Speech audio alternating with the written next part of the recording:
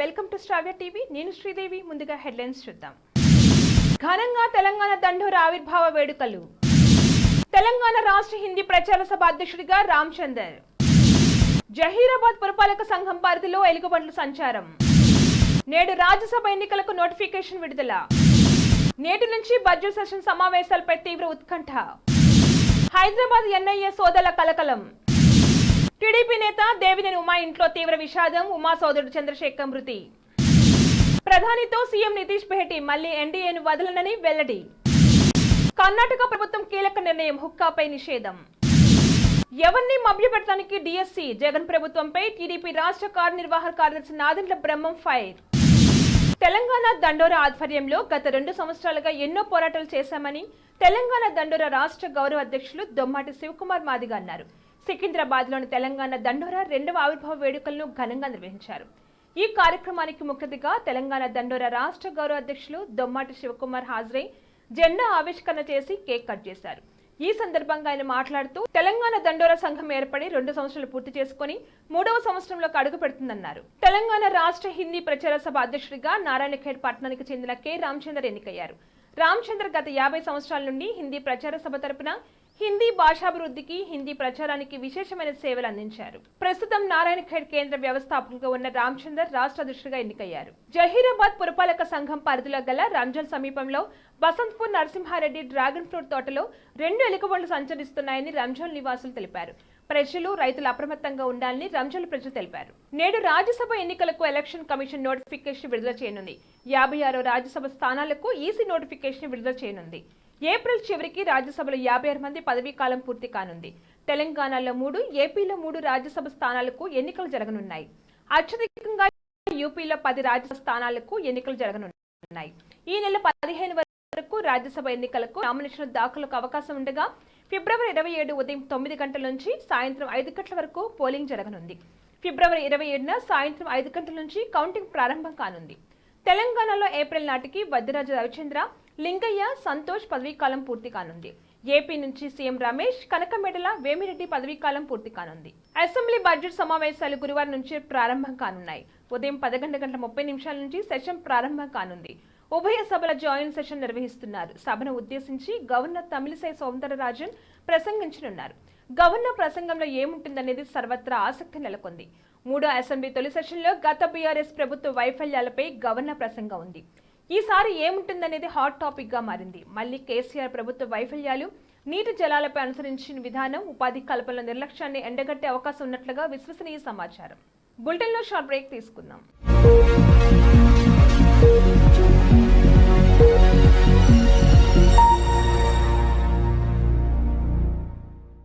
నమస్తే. ఈరోజు మీకోసం ఒక అద్భుతమైన ఆఫర్ని తెలియజేయడానికి మీ ముందుకు వచ్చేసాం. ప్రస్తుతం మార్కెట్లో ఒక కొత్త ఇల్లు కొనాలి అంటే మనం ఎన్నో రకాలుగా సెర్చ్ చేస్తూ ఉంటాం. ఎన్నో ఫీచర్స్ని మనం చూస్తూ ఉంటాం. అందుకే మా నుంచి ఈ ఆఫర్ మీకోసం. 45 లక్షలకే మీ సొంత ఇంటి కలని నెరవేర్చుకుందాం. ఈ బ్యూటిఫుల్ విజువల్స్ షాద్ నగర్ టౌన్ హైవేకి ఆనుకొని అండ్ మోస్ట్ పాపులర్ ల్యాబ్స్ కి ఆపోజిట్ లో ఈ వెంచర్ ఉంటుంది. ఎంట్రన్స్ ఏరియా చూశారు కదా ఎంత బ్యూటిఫుల్ గా ఉందో. స్పెక్ట్రా సిటీ ఇదొక గేటెడ్ కమ్యూనిటీ. 120 గజాల డబుల్ బెడ్రూమ్ హౌసెస్ ఇందులో కన్స్ట్రక్ట్ చేయబడి ఉన్నాయి. ప్రతిష్టాత్మక సంస్థ స్పెక్ట్రా సిటీ మీకు అందిస్తోంది double bedroom individual houses. Total house వచ్చేసి మనకు 120 స్క్వేర్ యార్డ్స్ లో ఉంది. అంటే 120 గజాలు.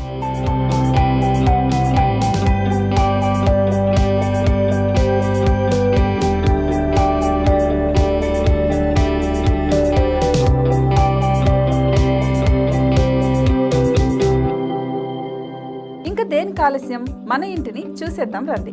ఇక్కడ చూశారు కదా, మనకు ఎంట్రన్స్ లోనే హాల్ ఉంటుంది. హాల్ అనేది 15x16 ఇంచెస్ లో ఉంటుంది. ఇప్పుడు చూస్తున్నట్లయితే మాస్టర్ బెడ్రూమ్. ఈ మాస్టర్ బెడ్రూమ్ అనేది మనకు 12x10 ఇంచెస్ వస్తుంది.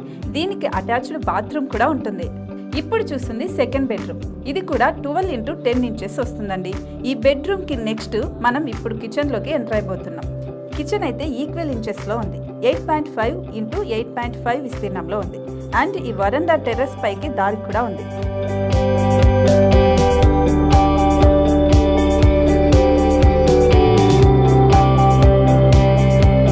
టెర్రస్ పైనుంచి వ్యూ చూశారు కదండి, ఎంత బ్యూటిఫుల్ గా ఉందో. ఇలాంటి ప్రశాంతమైన వాతావరణం అనేది మనకు సిటీ నుంచి 38 కిలోమీటర్ల దూరంలోనే ఉంటుంది. ఇంకా వరండా అండ్ పార్కింగ్ ప్లేస్ అలాగే ఓపెన్ స్పేస్ తో కలుపుకొని మనకు 18 చదరపు గజాలు ఉంటుంది. ఓపెన్ స్పేస్ తో 102 చదరపు గజాల కన్స్ట్రక్షన్ తో ఈ ఇల్లు డిజైన్ చేయబడి ఉంది.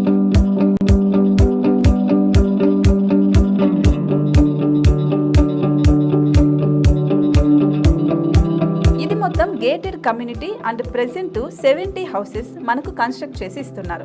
అందులో 45 హౌసెస్ మాత్రం సేల్ అయిపోయాయి, ఇంకా 25 మాత్రమే ఉన్నాయి. అలాగే లిమిటెడ్ ఎడిషన్స్ మాత్రమే ఉన్నాయి. హైవే రోడ్డు నానుకొని తూర్పు పడమర ఫేసింగ్ కి నిర్మాణమై ఉంటాయి. షాద్ నగర్ లో MSN ల్యాబ్ కి ఎదురుగా ఉంది ఈ డబుల్ బెడ్రూమ్ ఇండిపెండెంట్ హౌసెస్. మిమ్మల్ని ఆహ్వానిస్తున్నాయి. మనకి వెంచర్ ఓవరాల్ గా ఎగ్జిట్ నెంబర్ 16 నుంచి 38 కిలోమీటర్లు వస్తుంది. అలాగే కొత్తూరు జంక్షన్ నుంచి 15 కిలోమీటర్స్ మాత్రమే ఉంటుంది. షాద్ నగర్ మున్సిపాలిటీ పరిధిలో నేషనల్ రిమోట్ సెన్సింగ్ కి ముందే ఈ వెంచర్ ఉంటుంది. నగర కాలుష్యానికి దూరంగా స్వచ్ఛమైన ప్రకృతికి దగ్గరగా రూపుదిద్దుకున్న సుందరమైన డబుల్ బెడ్రూమ్ ఇండిపెండెంట్ హౌసెస్ ఇవి.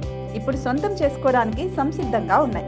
కేవలం 45 లక్షలకే సరసమైన ధరలతో మిమ్మల్ని ఆహ్వానిస్తున్నాయి. ఇంకెందుకు ఆలస్యం, కింద స్క్రోల్ అవుతున్న నెంబర్ కి డయల్ చేయండి. వెంటనే సైట్ విజిట్ స్లాట్ ని బుక్ చేసుకోండి. మీ సొంతింటి కలని నెరవేర్చుకోండి.